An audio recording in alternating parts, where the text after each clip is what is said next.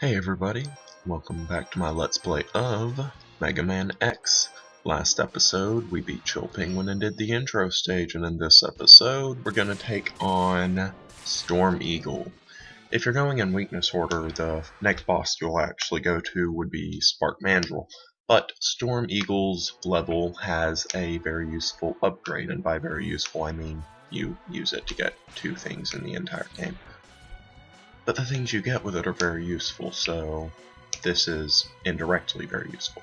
Now, once you enter this stage, you want to just dash ahead, go on the moving platforms, and avoid being picked up by the Sky Claws, which aren't that difficult to dodge, but not the easiest in the world when you're going vertically. And at this point, if you're going in the same order as I, you would not have a weapon that goes straight up. And when you're at the top of that moving platform section, you'll want to dash jump to your left and grab the heart container of this game. Heart piece, heart container, whatever the official name is. And I don't know why I just jumped over there. It's because I felt like it. You gotta be free. And the Sky Claws, they'll normally grab you. I don't know why that one just hit me. And just hit that rising turret thing and defeat the gunbolt to proceed forward. And as you can tell, I'm taking hits left and right, but I'm okay with that. I'm not doing this like a no damage run. I'm just doing a pretty decently paced run through of this game. Hopefully it'll be decently paced. I don't want to die too much. The only area where I'm really afraid of dying a ton of times would be the last Sigma battle. And if you don't know, Sigma is the main antagonist of the series as a whole. I haven't played extensively the other Mega Man X games other than 1, 2, and 3, but I know the story. I believe 8 is the only one in which Sigma isn't the final boss, and even then he is a boss, just not the main one. On this platforming section, it is a bottomless pit below, so I highly suggest not falling and dying, because dying is generally unpleasant. Not always. Sometimes, if I was fully paralyzed, I would prefer to have them pull the plug.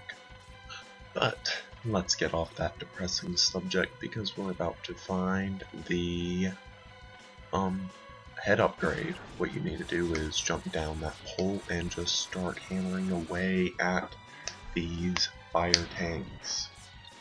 Just dash in there and find the light capsule. And now Light is talking about it contains an enhancement for your helmet. Even though I don't see how a robot wears a helmet, I think it would just be considered part of its head. No, he's not a robot, he's a Reploid. Yeah, I gotta use the technical names. People were complaining about that. I don't know why though. And it just shows it off. And as I said, you can literally get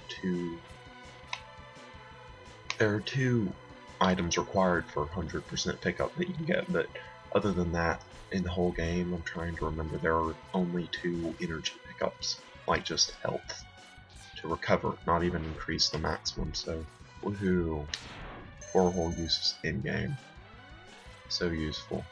And this level has metals, lovely enemies from the classic series. I believe these metals are called Metal C-15s or something along those lines. I don't know why they would rename them. I don't know why they keep non-Reploid robots in the series. And another thing that I don't understand is, for this game they'll get a pass. The Mavericks weren't originally designed for fighting in this whole series for the most part, unless you're like Sigma. And Mega Man 1 gets a pass, but after that, all the main, robot masters, they're designed for fighting. Why don't they make their armor out of the same stuff that the Metal's helmet is made out of? That stuff is invincible, for crying out loud. Wily would never get killed. Or his robot masters wouldn't. I've always wondered why you can't just teleport to Wily's castle. You know, shoot him in the face. Before you kill the robot masters. I mean, once Wily's dead. Unless it's a rep. See, Reploids have emotions. I could see why they'd be mad at their master being destroyed. But but in the original series, Robot Masters don't have emotions, do they? Don't believe they do. Might be wrong. I'm not super familiar with the lore of Mega Man, and getting a bit off topic, this is the boss of this stage, Storm Eagle. As you can see, he has an attack where he just flies down at you. I might suggest not getting killed like I got killed. That's not the best thing to do. But now I'll really show you how to fight him. And wow, the background's really trippy. Let's just allow him to spawn. And I don't have his weakness yet. The main reason I went to this stage was for the head upgrade. So you're just going to want to use the charged up X-Buster. And he is Storm Eagle, so he uses wind, he can blow you back. And when he does the flying down and diving attack, just dash out of the way and shoot. He's a very predictable boss.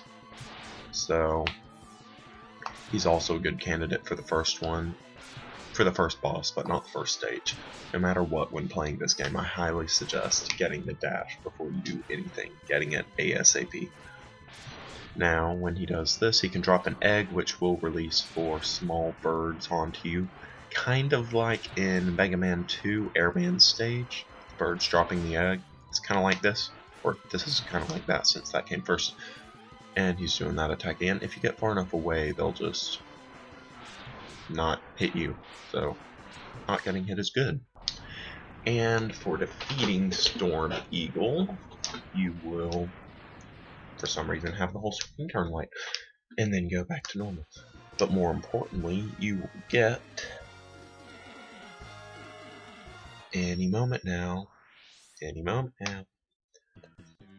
but for defeating it, you will get Storm Tornado. And you'll turn an awesome shade of purple when you get it. Because purple's awesome. I like purple. Now for our next Maverick, we're going to be taking on Flame Mammoth. As I said, you need Flame Mammoth's weapon to get Chill Penguin's heart piece. But I still prefer going to Chill Penguin first, in addition to the fact that you have the dash. This level, of course, he's a flame person, but there's no actual lava in this level. If you fight Chill Penguin first, the whole bottom will be covered in ice, so you can just dash along and speed run this level. And if you guys know, I and another person in an LP group I'm part of, Nonstop Game, love speedrunning tactics. And if you're wondering why I just grabbed that health even though I'm at full energy, it's because it fills up the sub-tanks, if I haven't explained those, and I'm about to kill myself. One suicide later, and I'm back. Now, to get the arm upgrade, you're going to need to jump. You're going to need to jump and get on the, or not get on the, to destroy these blocks with your heads, and go and talk to Light. This capsule contains an upgrade. Yeah, that's pretty much what he's saying. It upgrades your arms. And if you're ever wondering what you have upgraded, like you start playing a file, you write down the password, but don't write down anything in. So when you start up the file, you'll be able to see whether you have how much health you have. Just check what parts of your body are white, because as you can tell, when it upgraded the head, it turned mostly white. When it upgraded the feet, turned mostly white, and arms mostly white. And as you can tell, this upgrade lets you go past the charging of blue to yellow, now to purple, and it can affect every other Robot Master's weapon. See, that small shot was the normal Chill Penguin weapon, and then the sled was the large one, and that big Razor Wind was the normal Storm Eagle weapon, and when it went vertically, that was a charged. I actually prefer the uncharged Storm Eagle one, but having the charged Chill Penguin shot is quite useful for getting a heart container in Boomer Kawanger's stage. And how did they come up with these names? It's like Boomer Kawanger. If I'm not wrong, I think Kawanger is a kind of stag beetle in Australia.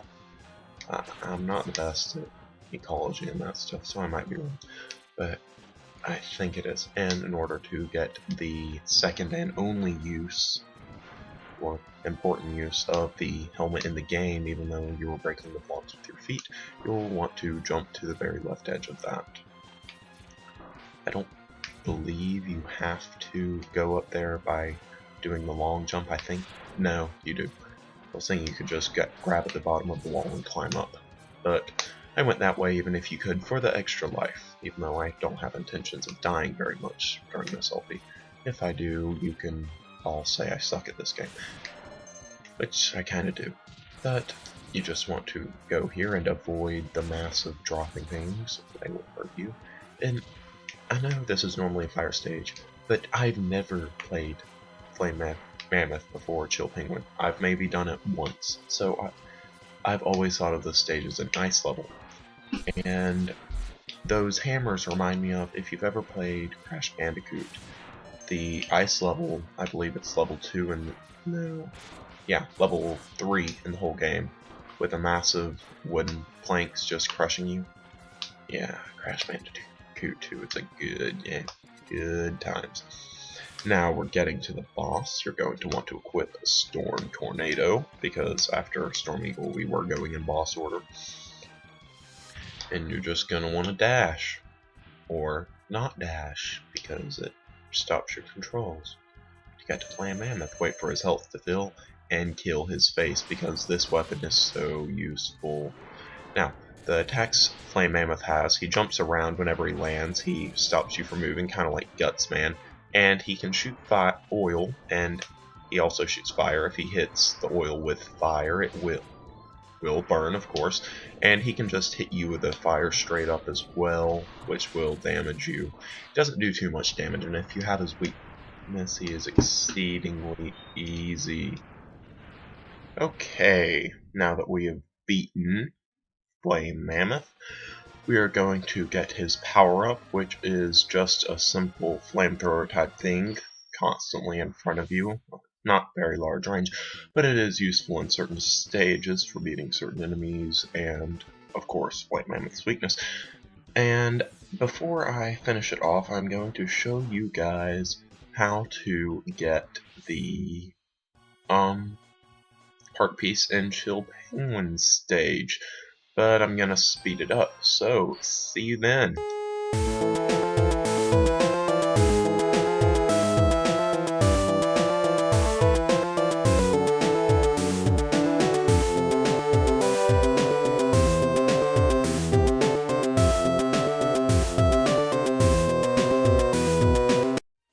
Okay, and now we're at the ride armor, you're just going to want to jump, get up there like I did the first time through the stage, equip your fire weapon, and just shoot that to get the heart piece. Okay, I'm going to exit the level and end the episode off. So next time on Let's Play Mega Man X, we're going to take on some more Robot Masters. See you then!